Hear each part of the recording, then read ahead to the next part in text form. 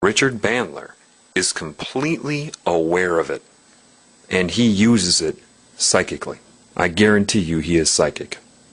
He even talks about elicitation. They use that word in the spy trade. Elicitation is the term applied to the subtle extraction of information during an apparently normal and innocent conversation. Because these people know. They know what you reveal this way. The larger mind, the entities that they're in tune with, will try to guide them about people. A lot of the touching of the nose and grabbing of the ear, they call these things thought tags or thought labels.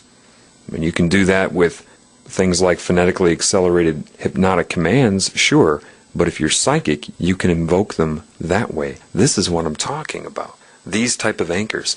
It is this knowledge that made it possible for them to create neuro-linguistic programming. So, anyway, let me get back to the discussion, okay? Understand, I hope you listened to The Healing Begins Now before this, or you're just not going to have an understanding of what I'm talking about.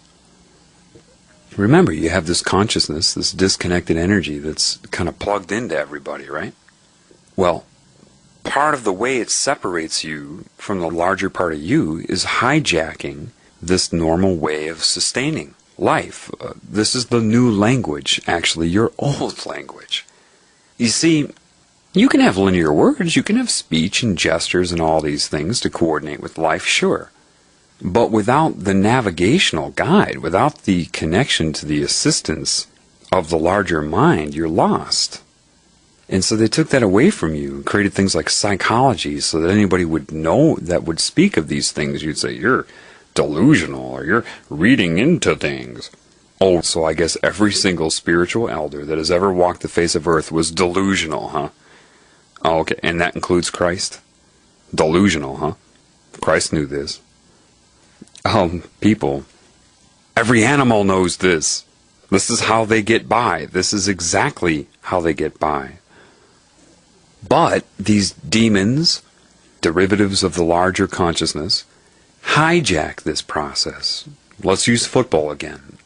Think of like starting an offensive play, and you send out 3 pass receivers. So you're going to have 3 pass defenders.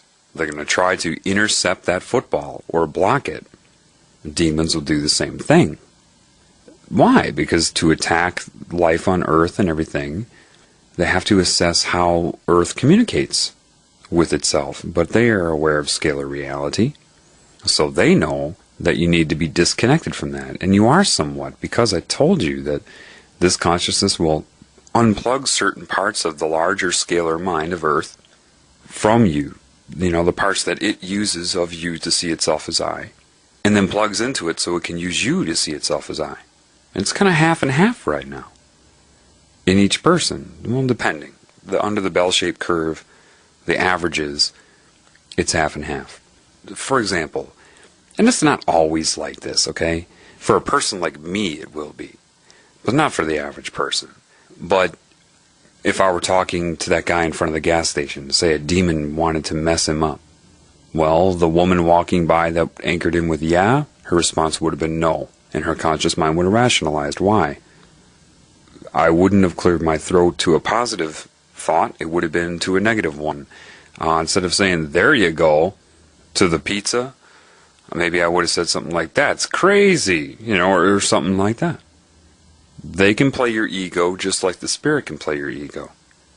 Absolutely.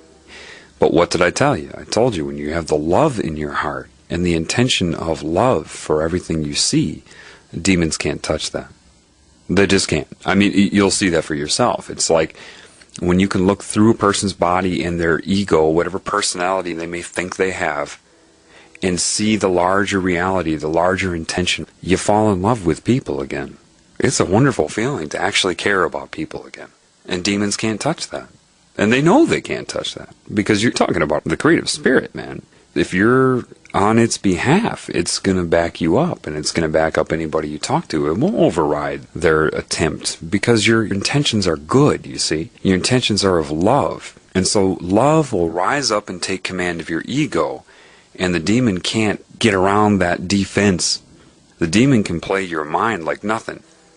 But love, like I told you in The Healing Begins Now, takes command of the ego. It commands all structure. So it doesn't matter how many demons are trying to mess with a conversation. If you're trying to mislead somebody, if you're trying to do something in a detached fashion, or you're not interacting on behalf of the creative spirit, then a demon can mess with it. No problem. No problem whatsoever. Because my example of the ego, or the conscious mind, is kind of like a piece of clay on a potter's wheel. No, of course, not exactly like that, but it's a good metaphor. It's always set in motion. It's always spinning.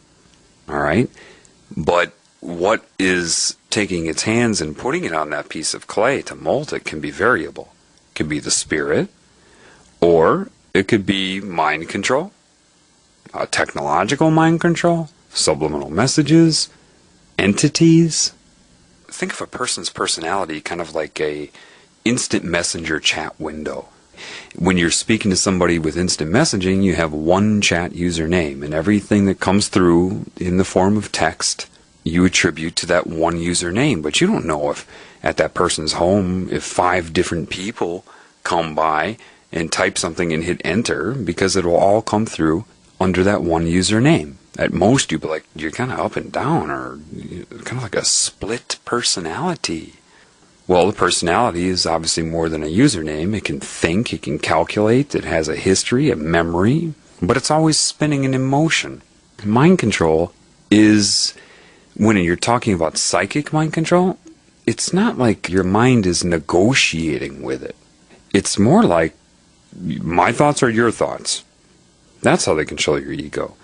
For example, if they want to think for you, they just think in your voice from the first person.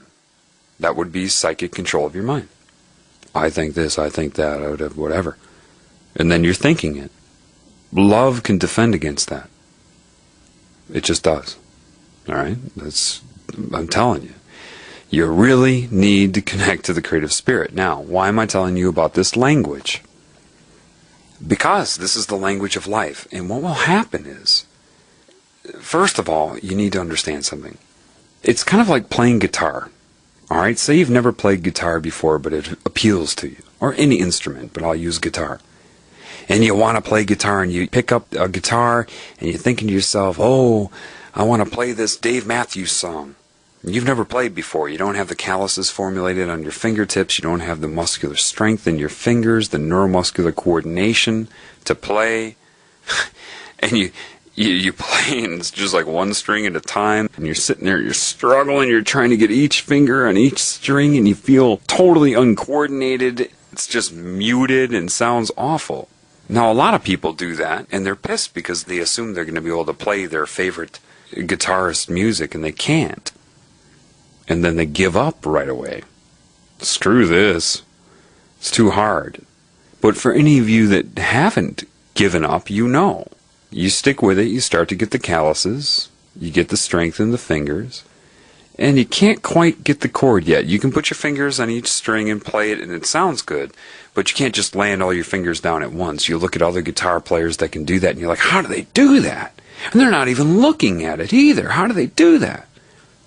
Right? And you try it, maybe you go through some exercises and you screw it up, but then there's that salient moment. Maybe you take a break from guitar for a few days, right? And your brain starts rewiring. You don't even know it. Right? And then that one day you just pick up the guitar and you just, for the heck of it, you just try to play a chord all at once, and wham! You nail it. And you can't believe it. Wait a minute. I just landed all my fingers down at once. I can do it. And it just seems to happen, right? This is kind of why I was led, of course, to the Karate Kid video. You all have learned so much, you just don't know it yet. You don't know it. In your own lives, what you're going to find